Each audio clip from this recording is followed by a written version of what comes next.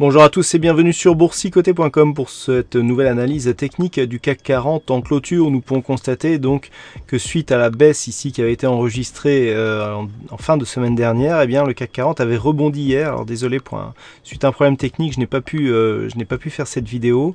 Donc hier on a eu ici un début de rebond technique qui était venu ici se rapprocher sous la résistance des 5122 points.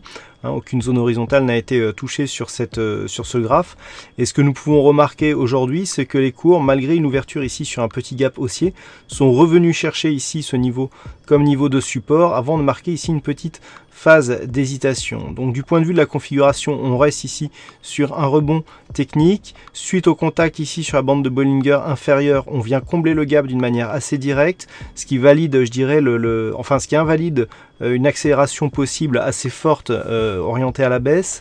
Le fait que l'on revienne sur cette bougie aujourd'hui au contact de la moyenne mobile 20 exponentielle ne renforce pas le rebond technique puisque nous n'avons qu'en fait un signal ici de test donc de cette bande de Bollinger suivi d'un retour sur la moyenne mobile 20 exponentielle. Si les cours restent ici sous cette moyenne mobile, eh bien on reste dans une continuité baissière comme cela est le cas depuis désormais quelques semaines.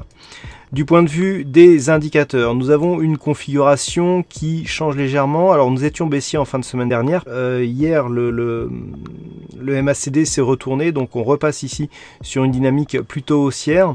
Les stochastiques ici et le RSI sont relativement neutres. Par contre, ce que nous pouvons voir et qui valide, je dirais, la probabilité d'un rebond juste technique, c'est le fait que les volumes ici soient largement inférieurs à la moyenne. Alors nous sommes dans le pont du 15 août, aujourd'hui c'était un jour férié, donc normal qu'il y ait peu de volume, peu de volatilité aussi. Malgré tout, en absence de contrepartie, et si la demande avait été forte, eh bien les cours auraient pu remonter d'une manière beaucoup plus rapide. Cela n'a pas été le cas, donc on reste ici bien sous cette moyenne mobile 20 exponentielle. On peut le voir donc sur ce rebond technique, peu de conviction, peu de volume, des indicateurs qui restent neutres. Seul le MACD se retourne, donc on est vraiment sur quelque chose qui reste technique. Donc par contre, ce qui est intéressant, c'est que l'on est assez proche, disons, des niveaux d'invalidation.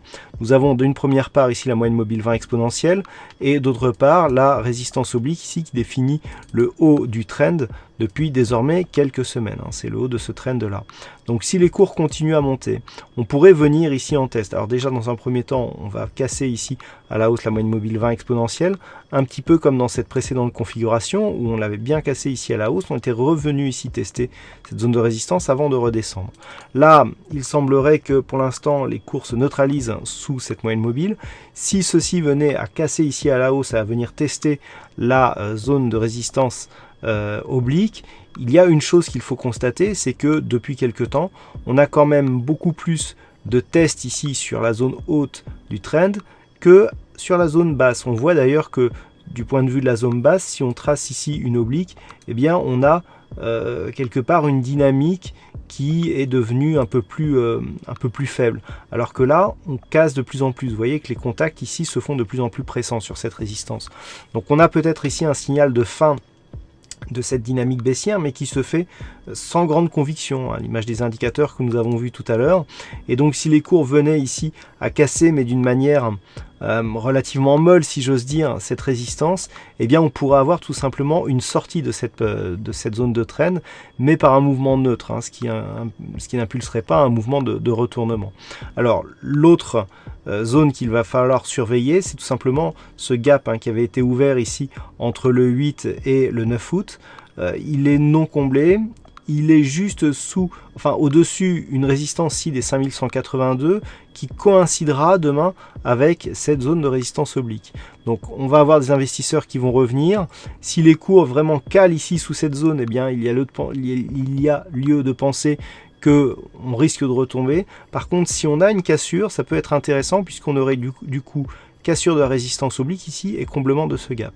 Donc là, on va faire attention en cas de poursuite du mouvement haussier à cette zone de niveau ici à 5182 points. Si les cours revenez. Donc tant que l'on est ici entre 5122 et 5182, ça se neutralise.